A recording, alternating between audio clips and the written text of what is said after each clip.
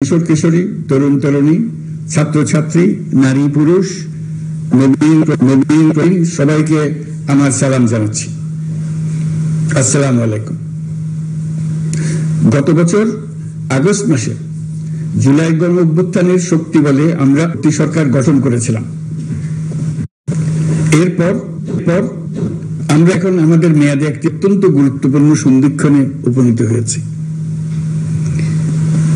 আমাদের সরকারের উপর দায়িত্ব ছিল মূলত তিনটি: হত্যাকাণ্ডের বিচার, একটি জবাবদিহিমূলক ও কার্যকর গণতান্ত্রিক ব্যবস্থায় উত্তরণের জন্য প্রয়োজনীয় সংস্কারের আয়োজন করা এবং সুষ্ঠুর মাধ্যমে নির্বাচিত সরকারের কাছে হস্তান্তর করা।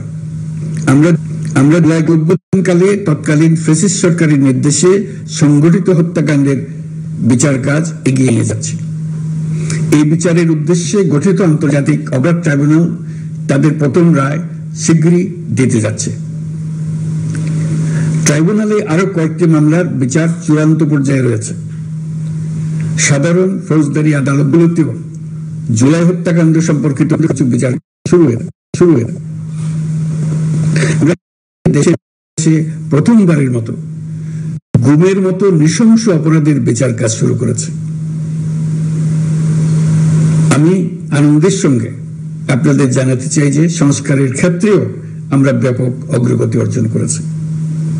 অন্তর্বর্তী সরকার নিজ উদ্যোগে বা বিভিন্ন সংস্কার কমিশনের প্রস্তাবের ভিত্তিতে অনেক গুরুত্বপূর্ণ সংস্কারের কাজ সম্পন্ন করেছে। কিছু প্রস্তাবিত সংস্কারের কাজ এখনো চলমান আছে। অধ্যাদেশের মাধ্যমে বা বিদ্যমান আইন সংশোধন করে বিচার বিভাগের স্বাধীনতা, বিচার ব্যবস্থাপনা, আর্থিক খাতে স্বচ্ছতা, প্রাতিষ্ঠানিক সক্ষমতা বৃদ্ধি, ডিজিটালাইজেশন সম্প্রসারণ ও দুর্নীতি প্রতিরোধে বিভিন্ন সংস্কার সম্পন্ন করা হয়েছে। ভবিষ্যতে সুশাসনের জন্য এসব সংস্কার বড় ভূমিকা রাখবে বলে আমরা মনে করি। আশা করি আগামী নির্বাচিত সরকার সংসদে আলাপ আলোচনার মাধ্যমে এইসব সংস্কার গ্রহণ করবে। আমাদের আরেকটি গুরু দায়িত্ব হচ্ছে সুষ্ঠু নির্বাচন অনুষ্ঠান। আমি ঘোষণা করেছি যে আগামী ফেব্রুয়ারির প্রথমার্ধে জাতীয় সংসদ নির্বাচন অনুষ্ঠিত হতে যাচ্ছে। এই নির্বাচন উৎসব মুখর, অংশগ্রহণমূলক ও সুষ্ঠুভাবে অনুষ্ঠানের জন্য আমরা সব প্রস্তুতি গ্রহণ করছি। আমাদের উপর অর্পিত দায়িত্ব আমরা সঠিকভাবে পালন করার জন্য সর্বাত্মক চেষ্টা করে যাচ্ছি। প্রিয় দেশবাসী, রাষ্ট্র কাঠামো সংস্কারের প্রস্তাব তৈরির লক্ষ্যে জাতীয় ঐকমত্য কমিশন নিরলসভাবে গত প্রায় 9 মাস ধরে কাজ করেছে। এই সময় কমিশন জুলাই গণ অভ্যুত্থানে অংশগ্রহণকারী রাজনৈতিক দলের প্রতিনিধিদের সঙ্গে দীর্ঘ আলাপ আলোচনা করেছে।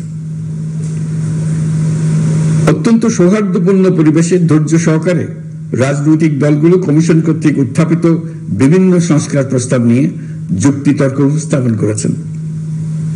মতের পার্থক্য থাকলেও তা কমিয়ে আনার চেষ্টা করেছেন। অনেক বিষয়ে ঐকমত্যে আসতে পেরেছেন। দেশবাসী সরাসরি সম্প্রচারের মাধ্যমে এই পুরো কার্যক্রম দেখতে পেরেছেন। এটি বাংলাদেশের রাজনীতির ক্ষেত্রে তো বটেই, পৃথিবীর অনেক দেশের জন্য এক অভূতপূর্ব ঘটনা। এটি ভবিষ্যৎ রাজনীতির জন্য আশাব্যঞ্জক।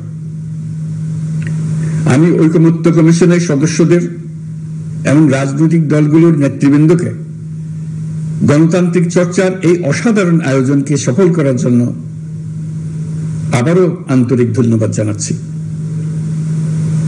ঐকমত্য কমিশনের প্রণীত জুলাই সনদে সংবিধান বিষয়ক 30টি গুরুত্বপূর্ণ সংস্কার প্রস্তাবে রাজনৈতিক দলগুলোর মধ্যে ঐকমত্য তৈরি হয়েছে। এটি একটি ঐতিহাসিক অর্জন। কিছু প্রস্তাবে সামান্য ভিন্নমত আছে, বাকি অল্প কিছু প্রস্তাবে আপাত দৃষ্টিতে মনে হয় অনেক দূরত্ব আছে, যা গণতান্ত্রিক প্রক্রিয়ায় অস্বাভাবিক কিছু না। তবে খতিয়ে দেখলে দেখা যায় যে এসব প্রস্তাবগুলোর ক্ষেত্রেও আসলে মতভিন্নতা খুব গভীর নয়। কেউ সংস্কারটা সংবিধানে করতে চেয়েছেন, কেউ আইনের মাধ্যমে করতে চেয়েছেন, কিন্তু সংস্কারের প্রয়োজনীয়তা, নীতি ও লক্ষ্য নিয়ে কারোর মধ্যে মতভেদ নেই। কাজেই রাজনৈতিক দলগুলোর প্রকাশ্য বক্তব্য যতখানি পরস্পর বিরোধী অবস্থানে আছে বলে মনে হয়, জুলাই সনদ সঠিকভাবে বিশ্লেষণ করলে ততখানি মত পার্থক্য দেখা যায় না। এটি আমাদের অনন্য অর্জন। এতে জাতি এগিয়ে যেতে সাহসী হয়। এসব বিবেচনায় রেখে এবং রাজনৈতিক দলগুলো কর্তৃক স্বাক্ষরিত জুলাই সনদকে মূল দলিল হিসেবে ধরে নিয়ে অন্তর্বর্তী সরকার আজকের উপদেষ্টা মণ্ডলীর সভায় জুলাই জাতীয় সনদ সংবিধান সংস্কার বাস্তবায়ন আদেশ 2025 অনুমোদন করেছে। এটি বিরাট খবর। প্রয়োজনীয় স্বাক্ষর শেষে এটি ইতিমধ্যে গেজেট নোটিফিকেশন করার পর্যায়ে পৌঁছে গেছে। জুলাই সনদ বাস্তবায়নের লক্ষ্যে এই আদেশে আমরা গুরুত্বপূর্ণ কিছু বিধান গ্রহণ করেছি। এর মধ্যে রয়েছে সনদের সংবিধান বিষয়ক সংস্কার প্রস্তাবনার উপর গণভোট অনুষ্ঠান এবং পরবর্তী সময়ে সংবিধান সংস্কার পরিষদ গঠনের সিদ্ধান্ত। আমরা সকল বিষয় বিবেচনা করে সিদ্ধান্ত নিয়েছি যে আগামী জাতীয় সংসদ নির্বাচনের দিনই গণভোটের আয়োজন করা হবে, অর্থাৎ জাতীয় নির্বাচনের মতো গণভোটও ফেব্রুয়ারির প্রথমার্ধে একই দিনে অনুষ্ঠিত হবে। এতে সংস্কারের লক্ষ্য কোনোভাবে বাধাগ্রস্ত হবে না। নির্বাচন আরো উৎসবমুখর ও সাশ্রয়ী হবে। গণভোট অনুষ্ঠানের লক্ষ্যে উপযুক্ত সময়ে প্রয়োজনীয় আইন প্রণয়ন করা হবে। জুলাই সনদের আলোকে আমরা গণভোটের ব্যালটে উপস্থাপনীয় প্রশ্ন নির্ধারণ করেছি। আমি প্রশ্নটি এখন আপনাদের সামনে পাঠ করে শোনাচ্ছি। প্রশ্নটি হবে এরকম: আপনি কি জুলাই জাতীয় সনদ সংবিধান সংস্কার বাস্তবায়ন আদেশ 2025 এবং জুলাই জাতীয় সনদের লিপিবদ্ধ সংবিধান সংস্কার সম্পর্কিত নিম্নলিখিত প্রস্তাবগুলোর প্রতি আপনার সম্মতি জ্ঞাপন করছেন? ক, নির্বাচনকালীন সময়ে তত্ত্বাবধায়ক সরকার, নির্বাচন কমিশন এবং অন্যান্য সাংবিধানিক প্রতিষ্ঠান জুলাই সনদে বর্ণিত প্রক্রিয়ার আলোকে গঠন করা হবে। খ, আগামী সংসদ হবে 2 কক্ষ বিশিষ্ট। জাতীয় সংসদ নির্বাচনে দলগুলোর প্রাপ্ত ভোটের অনুপাতে 100 জন সদস্য বিশিষ্ট একটি উচ্চকক্ষ গঠিত হবে এবং সংবিধান সংশোধন করতে হলে উচ্চকক্ষের সংখ্যাগরিষ্ঠ সদস্যের অনুমোদন দরকার হবে।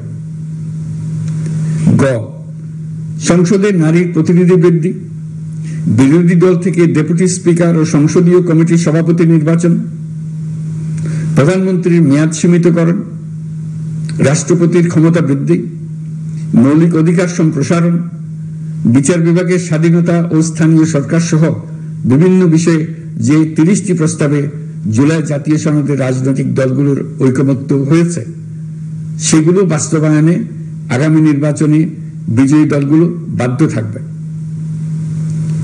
ঘ, জুলাই সনদে বর্ণিত অন্যান্য সংস্কার রাজনৈতিক দলগুলোর প্রতিশ্রুতি অনুসারে বাস্তবায়ন করা হবে। গণভোটের দিন এই 4টি বিষয়ের উপর একটি মাত্র প্রশ্নে আপনি হ্যাঁ বা না ভোট দিয়ে আপনার মতামত জানাবেন। গণভোটের সংখ্যাগরিষ্ঠ ভোট হ্যাঁ সূচক হলে আগামী সংসদ নির্বাচনে নির্বাচিত প্রতিনিধি নিয়ে একটি সংবিধান সংস্কার পরিষদ গঠিত হবে। এই প্রতিনিধিগণ একই সাথে জাতীয় সংসদের সদস্য হিসেবে দায়িত্ব পালন করবেন। পরিষদ তার প্রথম অধিবেশন শুরুর তারিখ হতে 180 কার্য দিবসের মধ্যে সংবিধান সংস্কার করবে। সংবিধান সংস্কার সম্পন্ন হওয়ার পর 30 কার্য দিবসের মধ্যে সংসদ নির্বাচনে প্রাপ্ত ভোটের সংখ্যানুপাতে উচ্চকক্ষ গঠন করা হবে। এর মেয়াদ হবে নিম্নকক্ষের শেষ কার্য দিবস পর্যন্ত। জুলাই সনদ বাস্তবায়নের অঙ্গীকারনামা অনুসারে সংবিধানে জুলাই জাতীয় সনদ অন্তর্ভুক্ত করার ব্যবস্থা গ্রহণ করা হবে। এটিও আজকে অনুমোদিত আদেশে উল্লেখ করা হয়েছে। প্রিয় দেশবাসী, অভ্যুত্থানের পর দায়িত্ব গ্রহণ করে অর্থনীতিকে গভীর গহ্বর থেকে উদ্ধার করা ছিল আমাদের জন্য একটা বিরাট চ্যালেঞ্জ। গত 15 মাসে আমরা সেই চ্যালেঞ্জ উতরাতে সক্ষম হয়েছে। রপ্তানি, বৈদেশিক বিনিয়োগ ও রিজার্ভ সহ অর্থনীতির সবগুলো সূচকে দেশ ইতিবাচক ধারায় ফিরেছে। লুট হয়ে যাওয়া ব্যাংকিং খাত ইতিমধ্যে ঘুরে দাঁড়িয়েছে, মানুষের রাস্তা ফিরে এসছে। ব্যাংকিং খাতকে আরো শক্তিশালী করতে নানামুখী পদক্ষেপ চলমান রয়েছে। অভ্যুত্থান পরবর্তী সময়ে বিভিন্ন দেশের বৈদেশিক বিনিয়োগ হ্রাস পেলেও বাংলাদেশে গণ অভ্যুত্থান পরবর্তী প্রথম বছরে বৈদেশিক প্রত্যক্ষ বিনিয়োগ অর্থাৎ এফডিআই 19.13% বৃদ্ধি পেয়েছে। এটি বৈশ্বিক প্রবণতার বিপরীতে এক অনন্য অর্থনৈতিক দৃষ্টান্ত স্থাপন করেছে। আগামী সপ্তাহে ডেনমার্ক ভিত্তিক মার্স্ক গ্রুপের মালিকানাধীন এপিএম টার্মিনালস বিভি এর সঙ্গে লালদিয়া কন্টেইনার টার্মিনাল প্রকল্পে 30 বছরের কনসেশন চুক্তি স্বাক্ষর হতে যাচ্ছে। এই চুক্তির আওতায় ইউরোপীয় এই কোম্পানি $550 মিলিয়ন বিনিয়োগ করবে। এটি এই যাবৎকালে বাংলাদেশে ইউরোপের সর্বোচ্চ একক বিনিয়োগ। লালদিয়া হবে দেশের প্রথম বিশ্বমানের গ্রিন পোর্ট। প্রিয় দেশবাসী, প্রায় 1.5 যুগ ধরে আমাদের জনগণ ভোটাধিকার থেকে বঞ্চিত ছিলেন। তারা আজ আসন্ন নির্বাচনে তাদের ভোটাধিকার প্রয়োগ করার জন্য উন্মুখ হয়ে আছেন। আগামী ফেব্রুয়ারিতে সুষ্ঠু নির্বাচন অনুষ্ঠানের বিষয়ে অভ্যুত্থানের সপক্ষে রাজনৈতিক দলগুলোকে অবশ্যই ঐক্যবদ্ধ থাকতে হবে। তা না হলে জাতি এক মহা বিপদের সম্মুখীন হবে। এই সম্পর্কে আমি আগেও একাধিকবার আমার আশঙ্কা প্রকাশ করেছি। ফ্যাসিবাদের বিরুদ্ধে 2024 জুলাইয়ে মৃত্যুর মুখোমুখি শির উঁচু করে দাঁড়িয়ে দেশবাসী যে ঐক্য গড়ে তুলেছিল, আমরা জীবিতরা যেন অল্প স্বল্প ভিন্নমত ও লঘু বিবাদে জড়িয়ে তার মর্যাদা ক্ষুণ্ণ না করি। 133 শিশু, শত শত তরুণ তরুণী, নারী পুরুষের মৃত্যু, হাজার হাজার মানুষের অঙ্গহানির যে আত্মত্যাগ, সেটিকে আমাদের সম্মান জানাতেই হবে। দেশের আপামর জনগণ সামান্য যা চায় তা হচ্ছে এই অগণিত হতাহতের স্মৃতির প্রতি শ্রদ্ধা জানিয়ে আমরা সবাই যেন ভিন্ন মতের প্রতি সহিষ্ণুতা দেখাই, দলীয় স্বার্থ অতিক্রম করে সম্মিলিত আকাঙ্ক্ষা ও জাতীয় চাওয়াকে ঊর্ধ্বে তুলে ধরি। তাই আমি আশা করি আমাদের এই সিদ্ধান্ত জাতির বৃহত্তর স্বার্থে রাজনৈতিক দলগুলো মেনে নেবে। একটি উৎসবমুখর জাতীয় নির্বাচনের দিকে জাতি এগিয়ে যাবে। এর মাধ্যমে আমরা নতুন বাংলাদেশে প্রবেশ করব। আমরা নতুন বাংলাদেশ গড়ার দ্বার প্রান্তে এসে পৌঁছলাম। মহান আল্লাহ